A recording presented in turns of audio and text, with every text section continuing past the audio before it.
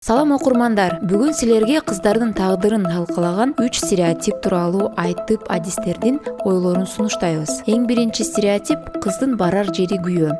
Бул боюнча психолог Асель Сүйүнбаева талкуулайт. Биз деген кыздарды полноценный, толук кандуу биздин үй бүлөнүн мындай бир члени катары кабыл албайбыз да. Анткени биздин сүйлөгөнүбүз кандай? Кыздын барар жери күйөө. Анан чыккан кыз чийден сырткары деген ушундай нерселер бар да. Представляете, кичинекей кыздарыбызды ушундай нерсеге көндүрүп келатабыз да, сен биздин үй бүлө эмессиң деп башынан элечи. Сен кетчү адамсың. Сен биздин үй бүлө эмессиң. Сен ошондой нерсеге көнүп чоңоюп атпайбы кыздарчы? Ооба, мен кетишим керек. Мен бул үй бүлөдө калчу адам эмесмин. Мен бияктан эч кандай мындай колдоо алганга мүмкүнчүлүгүм жок. Мен колдоо алганга акым да жок деп чоңоюп атпайбы ошо кыздарчы?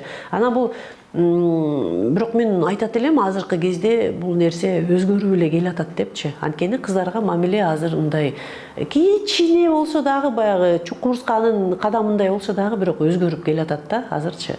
Анткени биз азыр түшүнө баштадык кыздардын мүмкүнчүлүгү көп экенинчи. Кыздар эркектердей эле сонун иштей алышат. Эркектерден даже көбүрөөк акча тапканга мүмкүнчүлүктөр болуп атат. Кыздар азыр деген эмне деген гана илимдерде, кандай гана бийиктиктерге жетишип атышат. Ошондуктан биз деген азыр мындай мунун баары тең кайра эле баягы эле үй бүлөдөгү тарбияга келип атат да. Кыз деген назик болот деп ата-энелер көп айтып калышат. Дал ушул боюнча эрте курактагы никелер жана зордук зомбулук боюнча эксперт Гүлбарчын Жумабаева өз оюн айтты. Кыздарыбызды сен назиксиң, эч нерсени өз алдынча чече албайсың. Катуу чуркаба дей берип, кичинекейинен эле жардам сураганга муктаж, бирөөгө көз каранды кылып тарбиялап коебуз. Эркек балага күчтүү, билимдүү бол, спорт менен машык, машинаң, үйүң, бизнесиң бар болушу керек деп айтабыз. Муну кыздардын кулагына да сиңиребиз. Ал эми бул стереотиптерге бардык эле жигиттер жооп бере алышпайт. Демек стереотиптерден баарыбыз жабыркайбыз. Ошондуктан мындай көз караштарды жоюу керек. Кийинки стереотип ошондой болот. Чыда. Буга байланыштуу сезим кризистик борборунун жетекчиси, психолог Бүбүсара Рыскулованын пикирин уксаңыз болот.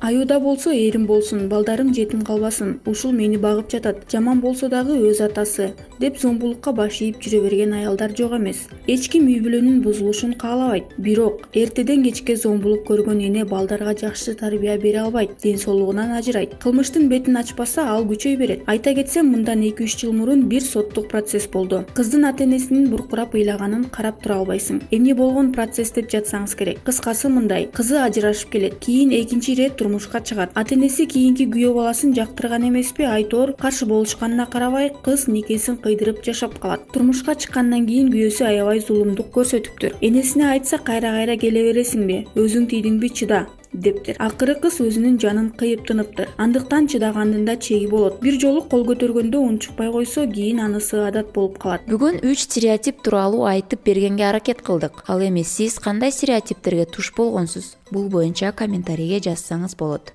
Саламатта болуңуз.